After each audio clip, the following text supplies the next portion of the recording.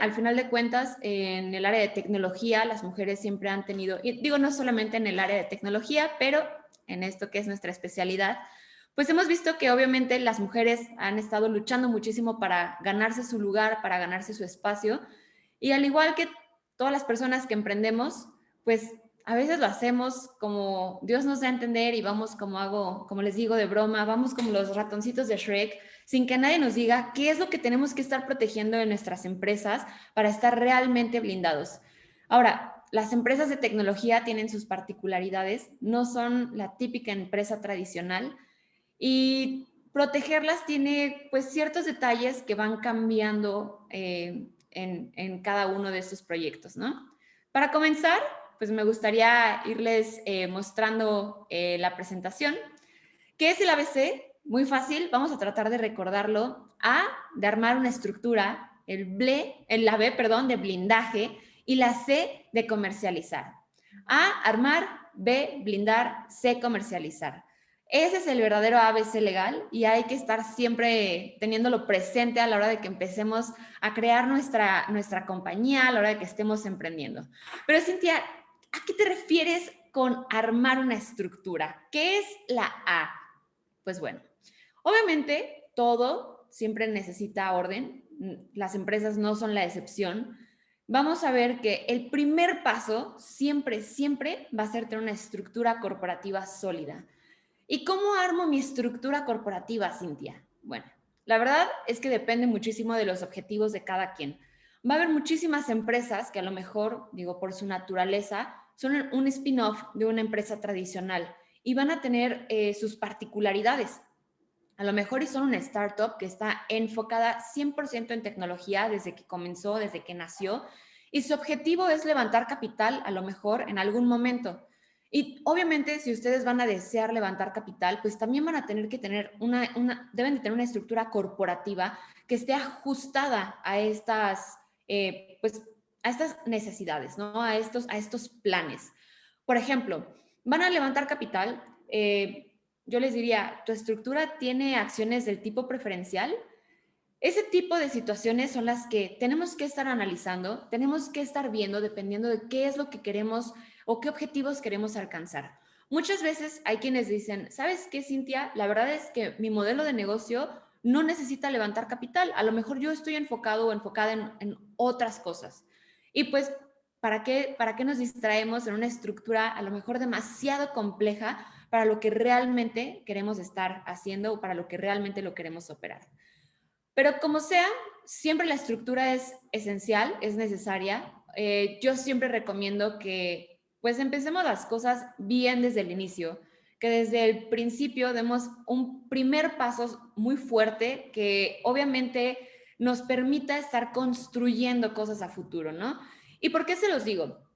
Cuando empezamos a hacer las cosas, al ahí se va, yo diría que empezamos a construir un Frankenstein y empiezan a hacer ahí como a parchar cosas que al inicio estuvieron mal y luego pues ya sale el bomberazo de que hay que corregir esto porque resulta que así no era y empezamos a hacer de verdad un movedero de cosas que al final de cuentas el desorden siempre va a derivar en que algo se nos va a escapar y podemos llegar a tener complicaciones.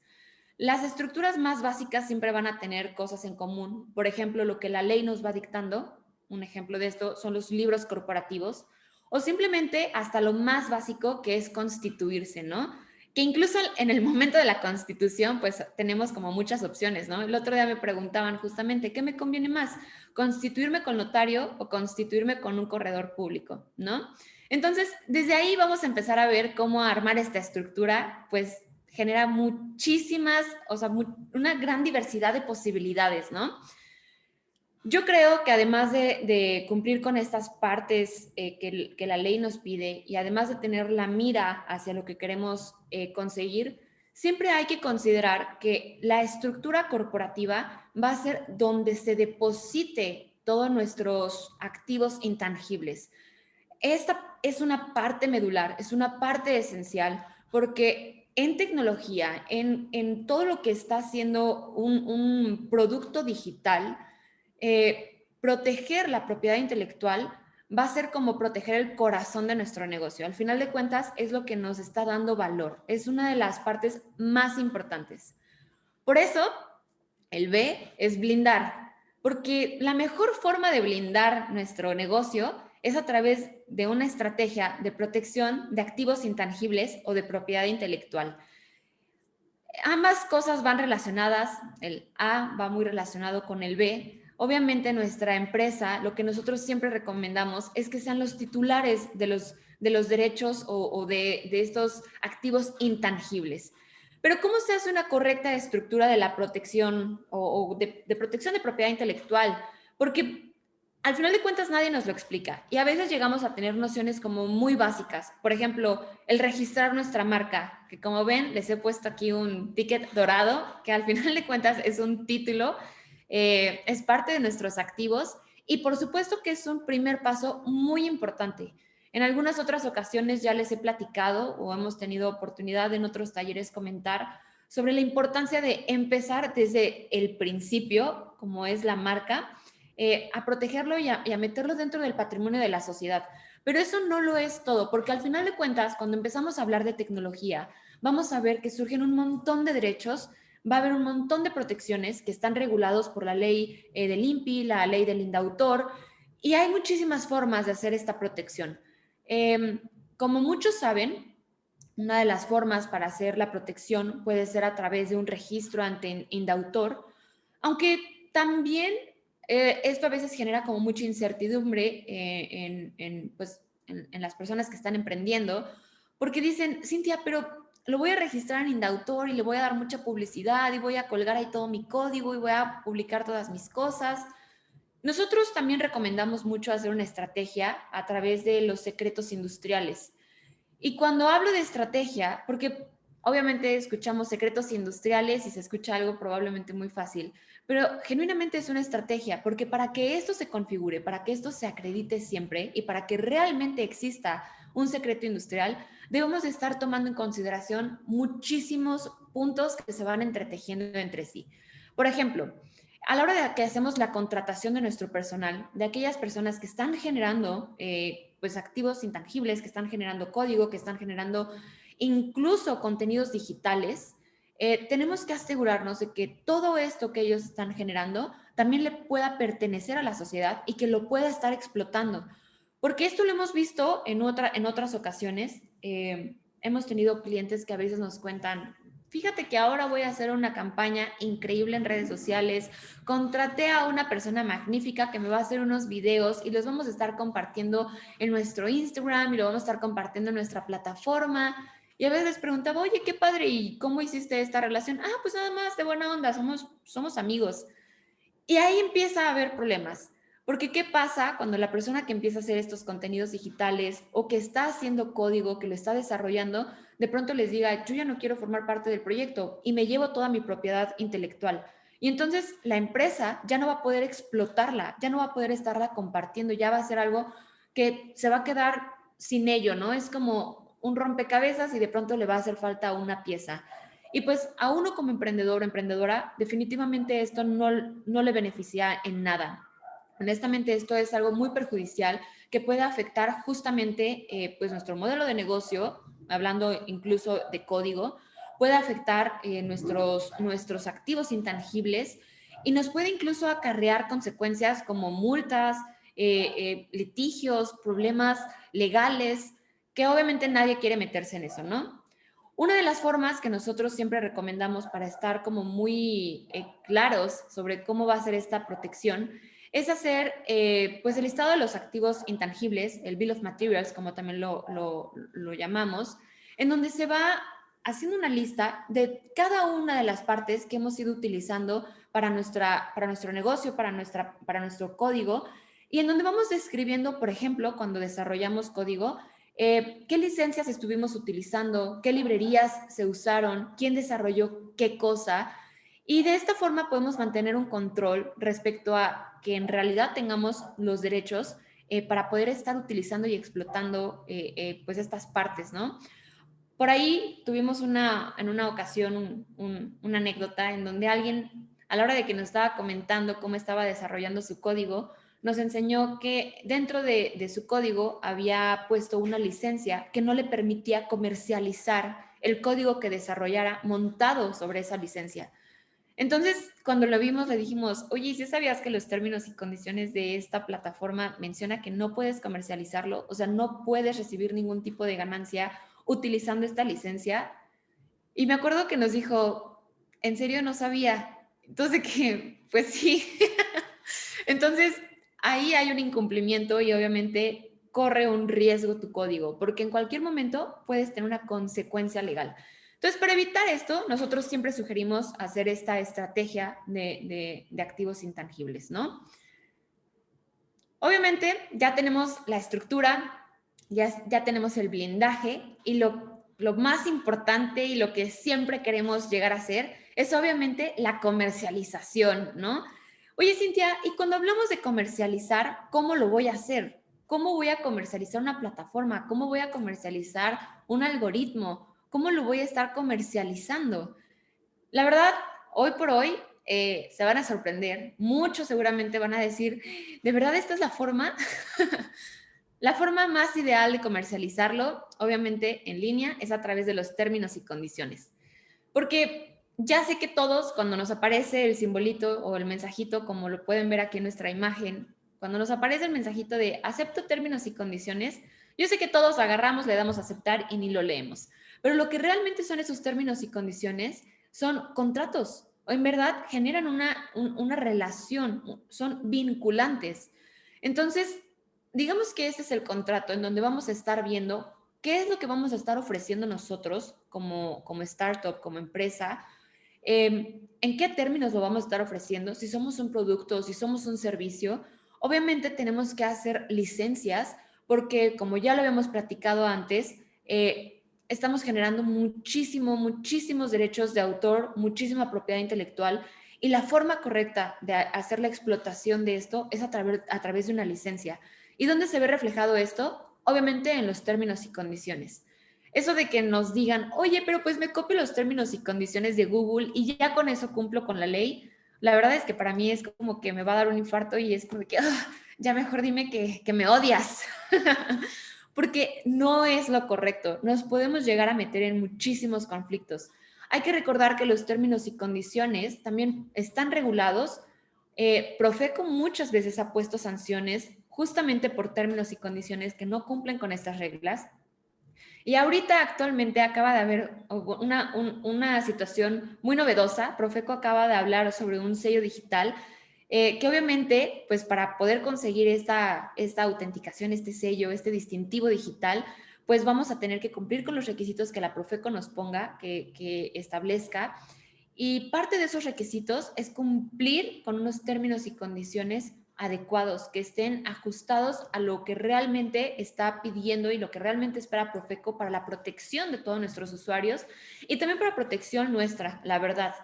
Entonces, yo siempre recomiendo que cuando vamos a colgar nuestros términos y condiciones, lo hagamos con asesoría correcta, con alguien que sea experto y que los pueda orientar y no que realmente procedamos a hacer como lo que muchas veces la gente acostumbra, que es robarse los términos y condiciones de otras plataformas. No porque sean los de Google, son los mejores. Google obviamente cumple con los requisitos que su legislación le impone y se va a ver plasmado todo lo que Google hace en estos términos y condiciones, dependiendo de los servicios que estemos ofreciendo, dependiendo de cómo es nuestro modelo de negocio, aquí se va a ver reflejado. Y se los comparto porque no van a ser los mismos términos y condiciones para Uber que para Rappi, por ejemplo, que muchas veces también esta comparación es la que me hacen. Es que me parezco mucho a mi competencia, entonces le voy a robar a mi competencia sus términos y condiciones. No importa que tengas un modelo de negocio muy similar, a veces las pequeñas diferencias son lo que realmente te pueden afectar o lo que realmente te pueden hacer incumplir el contrato que tú mismo colgaste en la web. Además, la verdad, ya como usuaria, ya no como abogada, yo les puedo decir, y como fanática que soy de leer los términos y condiciones, los que me siguen en redes sociales saben que me fascina, es mi hobby leer términos y condiciones. También digo, como usuaria, les puedo decir que una plataforma que no tiene unos términos y condiciones adecuados, que se ven mal, que tienen 3 cositas muy sencillas y que se ven que en realidad no fueron asesorados por un profesional, me da miedo. La verdad, decido no consumir en esos lugares porque pienso que pueden ser scam, que pueden ser fraude o que no tienen seriedad para ofrecer un producto o un servicio. Así que véanlo también desde esa perspectiva. Al final de cuentas, tener bien sus documentos legales es una forma de transmitir confianza a sus clientes. En segundo lugar, pues tenemos las políticas de privacidad, que al final de cuentas son un tema de verdad interesantísimo y que siempre da muchísimo de qué hablar, porque todos en algún punto a estas alturas hemos escuchado historias de terror sobre el mal uso de los datos.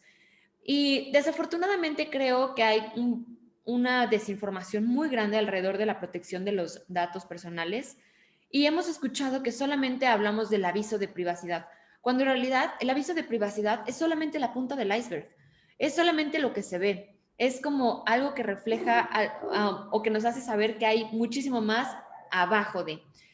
Recordemos que el Titanic no se hundió por la punta del iceberg, sino por lo que estaba abajo. Entonces, de la misma manera, a nosotros nos puede ocurrir que nos llegue una multa justamente por no tener estas políticas de privacidad. Las políticas de privacidad, como les decía, no es solamente el aviso de privacidad. El aviso de privacidad es un reflejo de estas políticas. Para tener unas políticas, obviamente les recomiendo siempre que se asesoren con expertos, que siempre lo vean con gente que está dedicada específicamente a la protección de datos, que tiene conocimiento de la ley, porque muchas veces quieren ajustarlo a legislaciones que no son las correctas, como el GDPR, a lo mejor a la legislación de California. Y desafortunadamente, pues estas legislaciones no nos van a ayudar en nada cuando nuestra sociedad, en la parte A, acuérdense, la constituimos en México. Al final de cuentas, aquí la regla que va a estar rigiendo es la mexicana y tenemos una legislación muy robusta al respecto. Entonces, tenemos que cumplir con varios aspectos que la propia ley mexicana nos está imponiendo, como por ejemplo un código de prácticas internas, tenemos que hacer el nombramiento de un departamento de datos personales, tenemos que tener también nuestra política de tratamiento de datos personales. Nosotros recomendamos mucho también que tengan un inventario de flujo de datos, saber cómo se hace esta transmisión, en qué momento reciben el dato, quién es el que les está dando el dato, quién va a decidir sobre el dato de esa persona, porque a veces reciben datos y dicen, no, no, yo no soy el que tiene la decisión sobre esos datos, yo se los almaceno a mi cliente. Entonces, tenemos que definir qué figura vamos a estar utilizando o qué figura es la que nos toca. ¿Somos el responsable? ¿Somos un encargado? ¿Y esto qué es lo que implica? ¿Cuáles son nuestras obligaciones? ¿Qué es lo que tenemos que estar haciendo, no? También acuérdense que aquí, digo, a nivel mundial tenemos los derechos ARCO, pero obviamente parte de la legislación lo que nos pide es que tengamos un manual de procedimientos de protección de derechos. ¿Qué va a pasar si en algún momento alguien desea ejercer sus derechos ARCO? Acceso, rectificación, cancelación, oposición. Y nos pide, oye, ¿sabes qué? Yo quiero cancelar el uso de mis datos personales en tu plataforma. Ya no quiero que los utilices. Nos va a llegar esta solicitud, a lo mejor ni siquiera vamos a tener un correo dedicado a recibir este tipo pues de quejas o de solicitudes. Y en cuanto llegue el correo nos vamos a quedar como de, pues sí, sí, sí, claro, ya los borré. Y la verdad es que no van a hacer nada. Y lo que va a ocurrir es que seguramente va a llegar el INAI, va a revisar, va a decir, oye, no tienes nada de políticas de privacidad, tienes un aviso de privacidad que también te robaste de internet y no estás transmitiendo ninguna seguridad a tus usuarios, no estás siendo claro sobre el tratamiento de los datos, estás incumpliendo incluso con la legislación mexicana y pueden imponer multas. Esto que les comento de la imposición de multas no es nada que nos inventemos, no es por asustar. La verdad es que ustedes pueden investigarlo y pueden ver que no es la primera vez que el INAI ha puesto multas. Entonces, creo que esta es una de las partes también más importantes. Digo, todo es muy, muy, muy relevante y si se fijan, los tres van muy relacionados uno de otro y es como una escalerita. Digamos que es un primer paso, luego un segundo paso y luego un tercer paso y tiene completamente una estrategia, tiene una razón de ser este ABC. Recordemos que primero hacemos una estructura en donde ponemos tal cual, vamos a ver quiénes son los socios, qué es lo que queremos o cuáles son como nuestras metas, qué es lo que queremos lograr a largo plazo, queremos levantar inversión, no queremos levantar inversión. Es un spin-off, es un startup que nació y ya tiene tecnología o se dedica exclusivamente a la tecnología. Aquí vamos a poder decidir si queremos tener a lo mejor un option pool o queremos meter el vesting, queremos, no sé, a lo mejor tener, como ya les mencionaba, acciones del tipo preferente, o a lo mejor queremos una estructura muy sencilla solamente para operar nuestro spin-off. A lo mejor tenemos que hacer esa separación del proyecto cuando hacemos los spin-offs de una empresa tradicional. Y una vez que tenemos esta estructura donde sabemos quiénes son parte, qué derechos tienen, hasta dónde pueden pues meter ahora sí que mano o las narices en la sociedad, pues vamos a ver la parte de la protección en donde vamos a estar decidiendo quiénes son los que están creando o ayudándonos a crear nuestro proyecto, esta parte tecnológica, quiénes están en contacto con el código, tienen a lo mejor contacto con secretos industriales. Nosotros tenemos una política para proteger estos secretos industriales. Ya registraron su marca. Todas estas preguntas que nos podemos hacer para saber si estamos protegiendo realmente todo nuestro desarrollo y realmente tenemos una estructura sólida de protección de activos intangibles. Como les mencionaba, desde cómo contratamos a las personas hasta lo que estas personas nos van a estar entregando en su Bill of Materials, saber qué derechos estamos generando, hasta dónde sí nos pertenece y hasta dónde a lo mejor no. Como les mencionaba hace un momento, no solamente es ver las bibliotecas o las licencias, también ahorita, en la actualidad, y algo que vimos muchísimo a raíz del COVID, es que se hizo una gran estrategia de publicaciones o de comunicación en redes, en donde las empresas quieren tener una participación activa en medios de comunicación, en redes sociales, y para esto contratan personas que están haciendo o que están generando contenido digital. Tal es el caso de las influencers, por ejemplo, o las agencias que nos hacen nuestras estrategias de publicidad. Todas estas personas que también generan contenido para nuestra empresa, aunque no estén directamente relacionadas con el código, van a estar generando derechos de autor y también forman parte de nuestros activos intangibles. Entonces, ¿cómo se hace esta relación? ¿Cómo vamos a estar contratando estas agencias? ¿Cómo vamos a estar contratando esos influencers? ¿Cómo vamos a estarnos asegurando de que el contenido que estamos generando en redes sociales nos pertenece y lo podemos explotar para evitar posibles multas, para evitar posibles sanciones?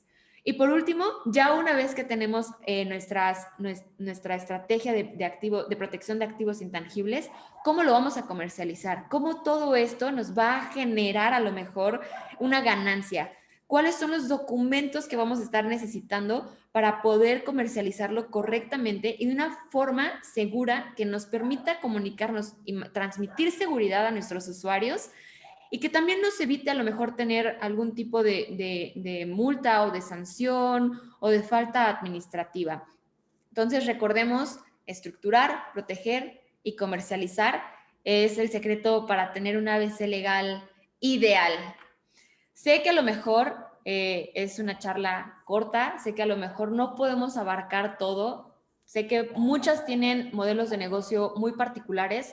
Habrá quienes están muy relacionados con el tema fintech y que saben que se tienen que solicitar otros permisos, que tenemos que tener un área muy robusta y debemos de vigilar muy bien el compliance corporativo, pero los invito también a que me sigan en redes sociales, a que también vean el contenido que hemos estado compartiendo en el despacho, para que también se relacionen a lo mejor con temas que a lo mejor en esta charla no hemos podido abarcar completamente y que si tienen alguna duda se sientan en la libertad de poderme contactar, de poderme preguntar, de a lo mejor agendar una llamada y poder resolver estas preguntas.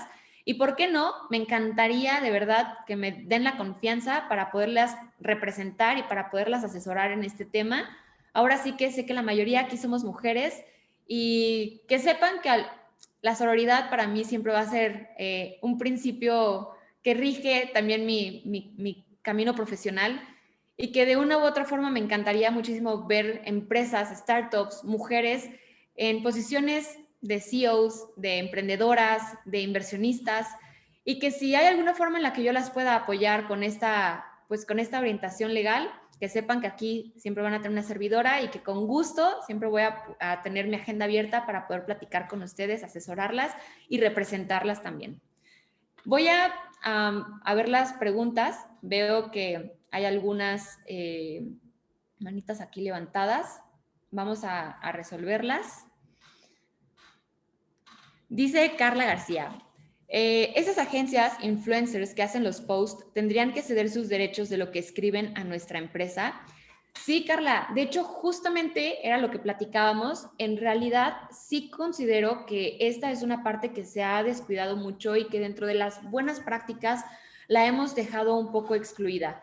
Al final de cuentas, cuando nosotros hablamos de que contratamos a alguien que va a generar contenido o que pues, se puede interpretar que es un derecho autoral, necesitamos que nos ceda estos derechos para nosotros poderlos estar explotando. ¿Cómo es la forma correcta?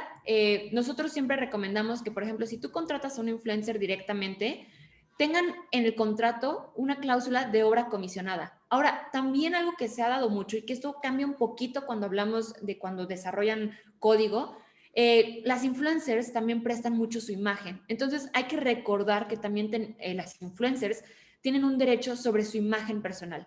Entonces, tenemos también que celebrar el contrato, o bueno, este contrato con este clausulado especial, donde además de la explotación de los derechos, o bueno, de esta obra comisionada en donde nosotros vamos a poder explotar estos derechos, también vamos a necesitar su autorización para explotar su imagen, para explotar su voz y poder estarlo reproduciendo a lo mejor en nuestras propias redes sociales.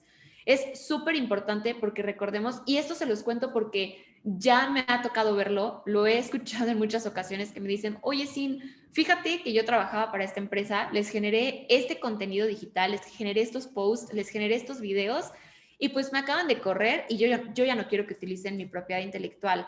No firmé contrato, jamás me hicieron firmar absolutamente nada, me contrataron incluso por Instagram.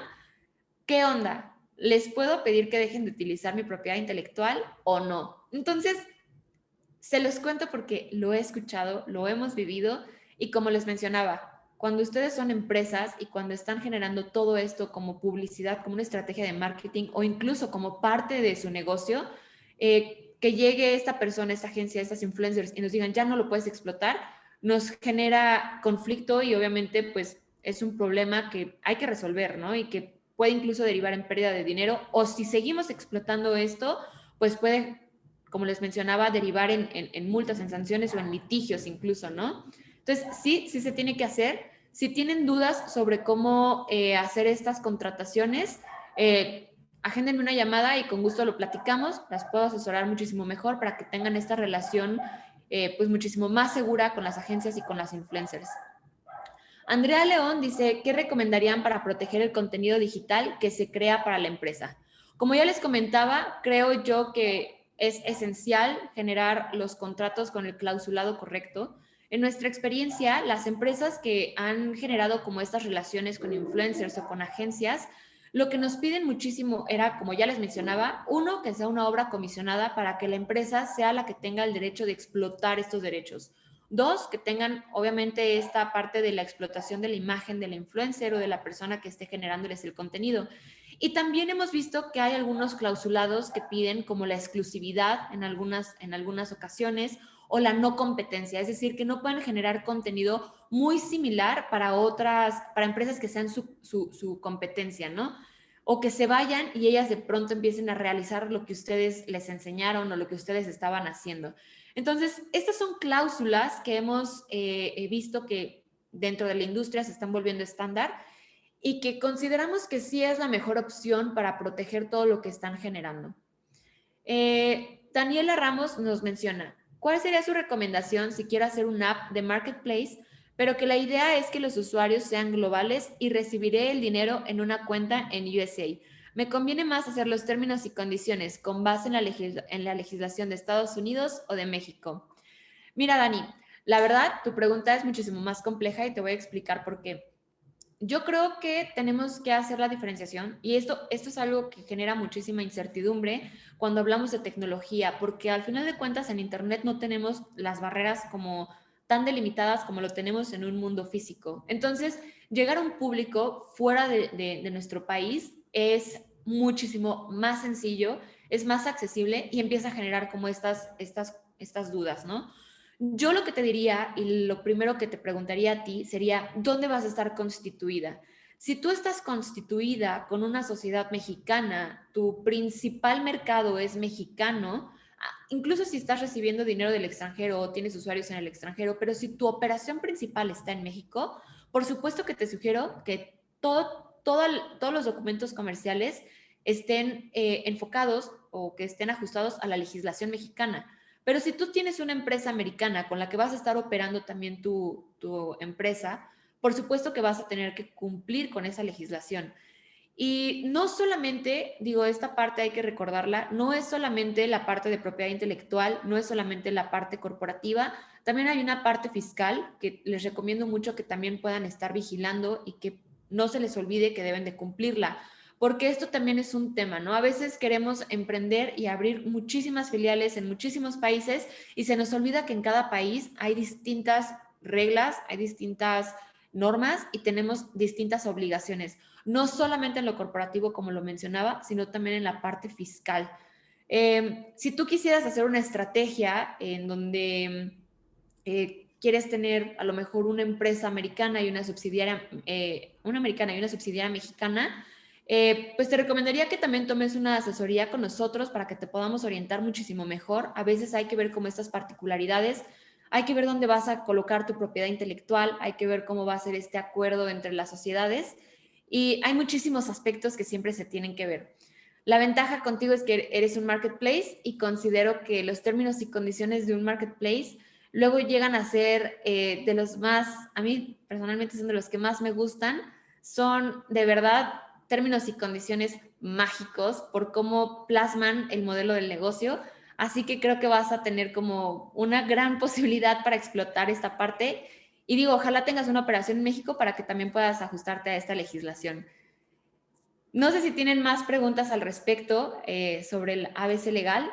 Si no, pues como les decía, las invito muchísimo a que de verdad, con toda confianza, me contacten en internet, me puedan seguir en redes sociales, que me puedan enviar a lo mejor un correo y que podamos seguir en contacto.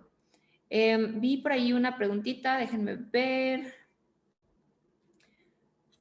Me pregunta Carla, alguna vez me dijeron que necesitaba guardar los checkbox de mis compras y avisos de privacidad. ¿Eso es cierto? Mira, la verdad es que eso es un tema bien interesante porque cuando hacemos los checkbox, cuando tenemos la casilla de acepto y le damos, obviamente, o sea, ponemos el check y luego le damos aceptar, digamos que eso es como una firma, o sea, al final de cuentas es la forma en la que nosotros nos estamos ajustando a estos términos y condiciones y a estas políticas de privacidad. Mantener un registro de esto es mantener la evidencia de que sí se ajustaron, que lo aceptaron. Es como si me dijeras que si tienes que guardar el calce de firmas de un contrato. Yo te diría, por supuesto que sí lo tienes que guardar porque es lo que acredita que las partes estaban de acuerdo en celebrar este contrato.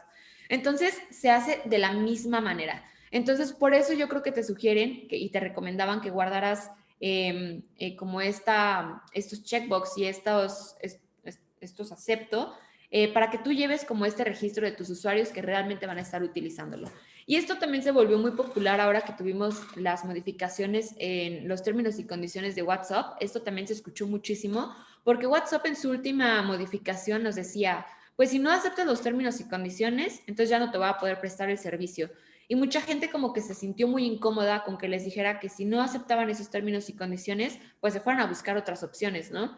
Entonces, esto ocurre muchísimo porque hay que recordar que los términos y condiciones llegan a ser acuerdos o bueno, llegan a ser contratos como comúnmente los denominamos de adhesión. Es decir, ustedes ponen los términos, ahora sí que ustedes ofrecen como la propuesta y nosotros como usuarios decidimos si accedemos a ajustarnos a ellas o no. Y no estamos como en esa capacidad de negociar, de decir, oye, pues ¿sabes qué, WhatsApp? Yo sí quiero seguir utilizando tu servicio, pero la verdad es que no quiero que utilices mis datos de esta forma. ¿Y qué crees? Yo la verdad, eso de que tengas mi foto de perfil no me gusta, así que quítalo. Eso del contrato no va. La verdad es que no se puede, no es algo real y obviamente en un tema operacional sería prácticamente imposible y muy complejo de llevar a cabo. Por eso son como contratos de adhesión en donde tú ofreces y el que esté de acuerdo y el que quiera ajustarse a estos términos lo acepta. Entonces, sí es importante que guardes como este registro de quienes lo están aceptando. Daniela Ramos nos pregunta, considerando la NOM sobre las plataformas tecnológicas para firma de contratos, ¿qué sucede con el tema de aceptación de términos y condiciones con checkbox? ¿No tendrá validez porque no cumple con esos requisitos? Ay, Dani, este tema de verdad me fascina porque te lo juro que ha sido como tema de debate incluso en el despacho. O sea, me encanta este tema porque decimos, bueno, ¿y por qué? O sea, no vemos como una firma digital operando, ¿no? A lo mejor no vemos ahí ay, firma con tu fiel. Recordemos que también, digo, esto es como mi argumento principal y es el que más me gusta. Recordemos que son acuerdos de voluntades y tenemos dos formas de aceptarlo, de una forma tácita y una forma expresa. Entonces, cuando nosotros decidimos darle a aceptar, considero que, y empezamos a utilizar la plataforma, considero que es más que suficiente para considerar que hubo un acuerdo de voluntades y que realmente estamos de acuerdo con este tema, ¿no? Digo, la verdad es que el tema da para muchísimo, podríamos ahondar en este tema horas y horas y horas. Creo, como te decía, este argumento es como el principal, o sea, como el que podría incluso prevalecer al final después de toda la discusión.